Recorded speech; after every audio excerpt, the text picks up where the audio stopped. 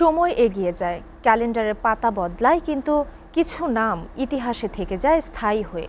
তেমনই এক নাম হোসেইন মোহাম্মদ এরশাদ। সেনাপ্রধান থেকে রাষ্ট্রপতি, পরে বিরোধী রাজনীতির গুরুত্বপূর্ণ নেতা। দীর্ঘ রাজনৈতিক পথচলায় বাংলাদেশের আলোচিত এক অধ্যায় তিনি। আজ তার ৭ম মৃত্যুবার্ষিকী। দিনটি উপলক্ষে রংপুর সহ দেশ জুড়ে পালিত হচ্ছে বিভিন্ন কর্মসূচি। রংপুর থেকে আশিকুর রহমান ডিফেন্সের প্রতিবেদন। একজন সেনা কর্মকর্তা থেকে রাষ্ট্রের সর্বোচ্চ নেতৃত্বে ওঠার গল্প, আবার ক্ষমতার মঞ্চ ছেড়ে জনগণের ভোটে গণতান্ত্রিক রাজনীতির কঠিন বাস্তবতায় টিকে থাকার ইতিহাস। ১৯৮২ সালের ২৪শে মার্চ দেশের শাসনভার গ্রহণ করেন হোসেইন মোহাম্মদ এরশাদ। পরবর্তী সময়ে ক্ষমতা ছাড়লেও থেমে থাকেননি। কারাগারে থেকেও জনগণের ভোটে ৫টি আসনে বারবার নির্বাচিত হয়ে প্রমাণ করেছেন নিজের রাজনৈতিক গ্রহণযোগ্যতা।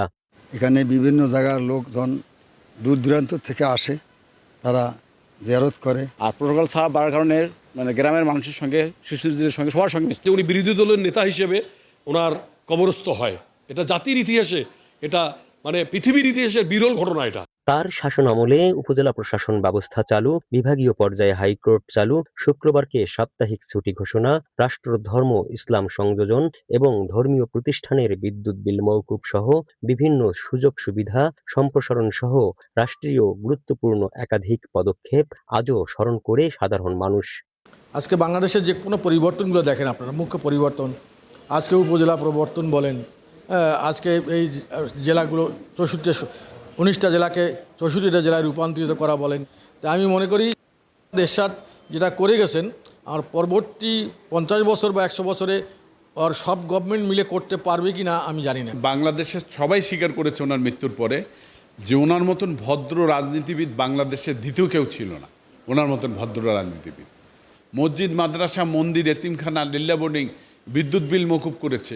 রাজনীতির মঞ্চে তার শেষ ঠিকানা ছিল রংপুর। এই জনপদ তাকে শুধু জয়ী করেনি, দিয়েছিল ভালোবাসা আর আপনজনের মর্যাদা। তাই তার মৃত্যুবার্ষিকীতে আজও রংপুরের মানুষ স্মরণ করে তাদের পল্লী বন্ধুকে।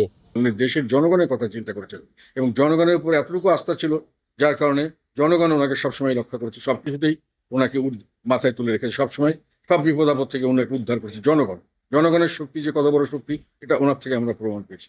এদিকে সাবেক এই রাষ্ট্রপতির মৃত্যুবার্ষিকী উপলক্ষে রংপুর সহ দেশের বিভিন্ন জেলায় দোয়া, আলোচনা সভা, স্মরণ সভা সহ কাঙ্গালি ভোজের আয়োজন করেছে জাতীয় পার্টির নেতাকর্মীরা। Ashikur Rahman defence, STV, Rangpur.